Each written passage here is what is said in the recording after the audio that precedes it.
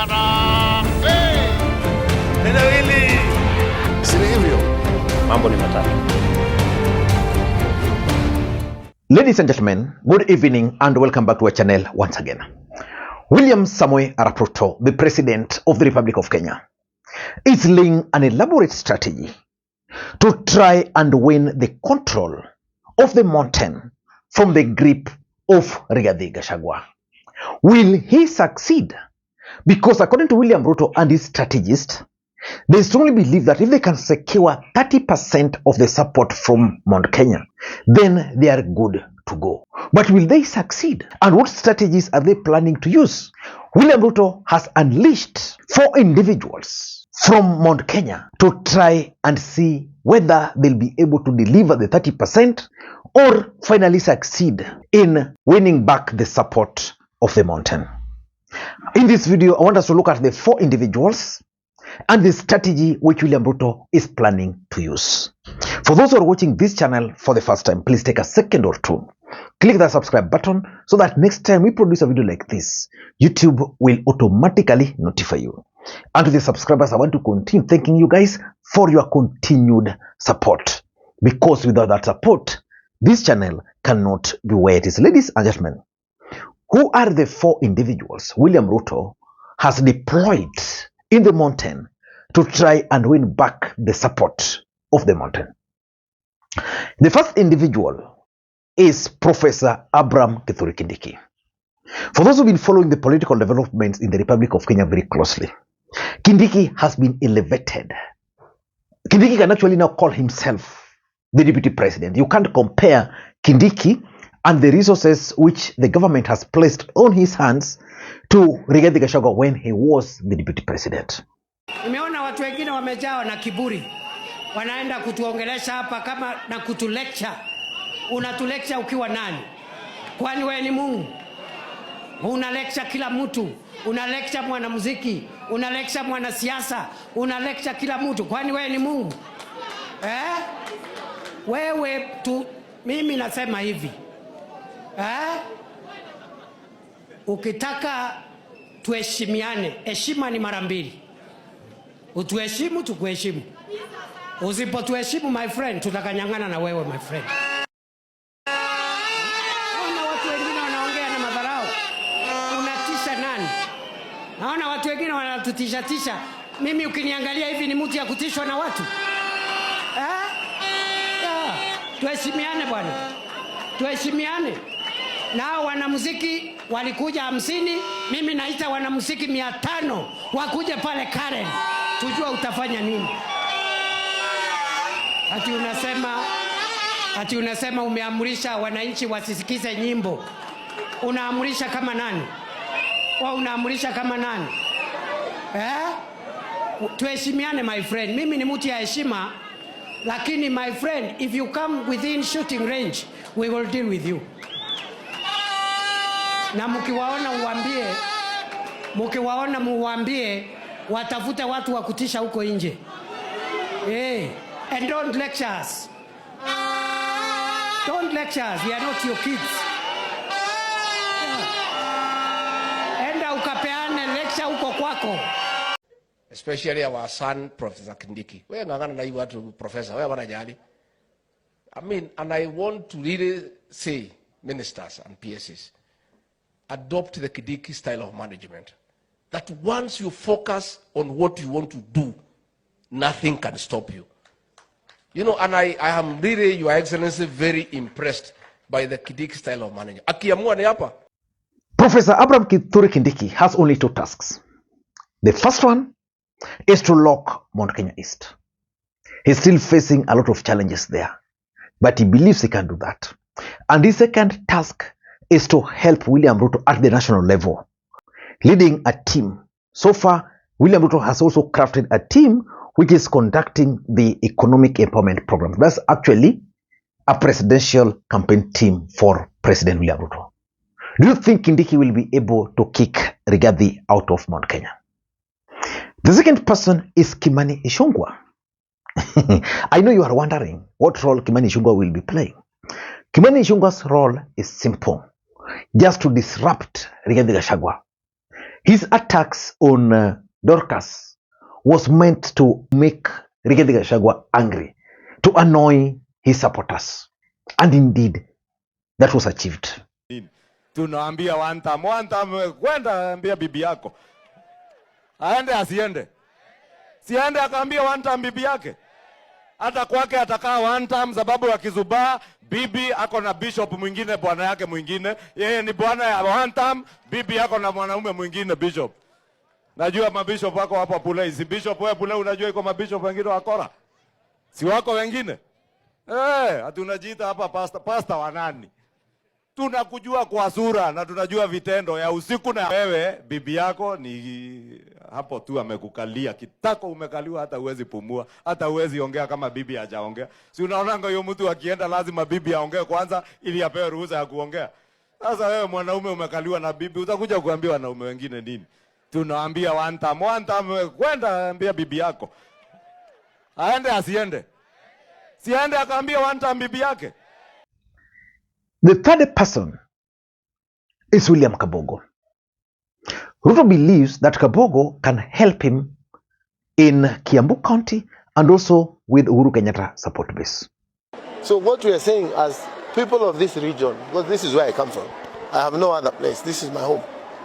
We should be cognizant of the fact that the government should serve us, and we must allow government to serve us. Huwezi toka kule umetoka huko ukuje ujue ulikuwa serikalini alafu uanze kusema msikae alafu tukule nini? Kama sasa wewe unaniambia ati haungechukua kazi kwa sababu ya hii serikali, mbona hukuja nyumbani kuniambia tutafanya nini? You understand? I am called to serve the people of Kenya. I'm not called to serve Kiambu. Ndio nasema hata wale wako Kiambu waache wasiwasi. Mimi huko siko, niko kwa kuhudumia wa Kenya katika wizara ya ICT and Digital Economy. Ukiingia sokoni kutafuta maharagwe, uende mahali maharagwe iko, si utanunua. Sasa wewe unataka services kwa serikali lakini unatupa mawe. You understand? We know that government should serve kila Mkenya. Tunaelewana? Government should serve every Kenyan. And lastly is Mangi. Mangi Kiunjuri, there's a strong feelings that he has a national appeal and that he can actually carry the future of the mountain. And apart from that, they hope that he can actually help in locking the Laikipias area, those areas, the Kikuyus in diaspora. I don't know whether he will be able to succeed. But even if they were to succeed or fail, there must be a strategy. So what is William Ruto's strategy of trying to wrestle the control of the mountain from the grip of Rigathi Gachagua? Number one is the economic empowerment programs. You know, in the last election, William Ruto campaigned on the platform of hustlers. And the promise was simple. Kikuyu people are known to be business people. And their businesses were not thriving because of Uhuru Kenyatta. So Ruto promised them that if I take over, the first thing I was going to do was to create for you a fund, which he called at that time Hustlers Fund, which he did, and then make that funds available to business people. So far, the Hustler Fund, in my view, is not working. It's dead. And there are people there. There are bodabodas there. There are mamambogas there. Watu wa chini wako huko, struggling with their businesses. So how do you reach out to them? They can't access Hustlers Fund. So you must come up with a strategy. The strategy of using money directly onto them. That's what they are calling economic empowerment programs. So this money is reaching these targeted groups on the ground. I'm not so sure whether it's effective, but it is one of the strategies which they are using to win back the support of hustlers, because they can't go with the Hustlers Funds. To qualify for it is not very easy. So most people are not qualifying for it. But you can go to a shopping center and round up women and tell them, we are giving you 1 million. And if there are 2 or 3 women groups, they'll divide it. Some will succeed with it, some will not. So that is the first strategy, because Ruto believes that if you want to win the support of the mountain, just use the money. And I've been listening to Rigathi Gachagua's speech in America, including the latest one. He was very clear that William Ruto told them just to make promises. that he will come back to these people and they'll be able to swallow whatever they'll be told. So that's number one. The second strategy, and this has worked magic so far, the infiltration of Rigathi Gachagua's camp. There is something which I want Rigathi Gachagua about. The infiltration by William Samoei Arap Ruto. Because remember, in 2022, Uhuru Kenyatta and Raila Odinga were infiltrated. Uhuru trusted some of his allies. These allies would sit in the meetings and then relay everything, even record and play to William Ruto and their strategy team. Monica Juma was one of them. Ruto is a master in the game. When Rigathi Gachagua was leaving, what did he do? William Ruto did a simple thing. He planted Wambugu Ngunjiri in Wamunyoro's camp. By the time Rigathi realized, it was late. Already his strategies were known. As we speak, there are people who have been planted in Rigathi Gachagua's camp. Do you think Rigathi Gachagua can just leave Kenya and go to the US and make those small blunders like that? Speaking in Kikuyu. Well, I know there are even Kikuyu nation in diaspora who are born there. Some don't even understand them on that time. It's not possible. It's not possible that Rigathi Gachagua can actually go to the US. 3 weeks. He has never held a meeting with Kenyans. He's been holding meetings with Kikuyus. It simply means that his team were infiltrated and now he's getting wrong advice. That's exactly what happened to Raila Odinga in the last election. And that has been achieved. Number 3 is the use or state-instigated violence. A test run has been done before, but it was also done in Murang'a over the weekend. We have state, we have goons, and we have Mungiki. The intention of this violence is simple: to stop Rigathi Gachagua and his allies from communicating with their supporters. They'll be disrupted like that. They organize an event somewhere, will not take place. They'll be disrupted.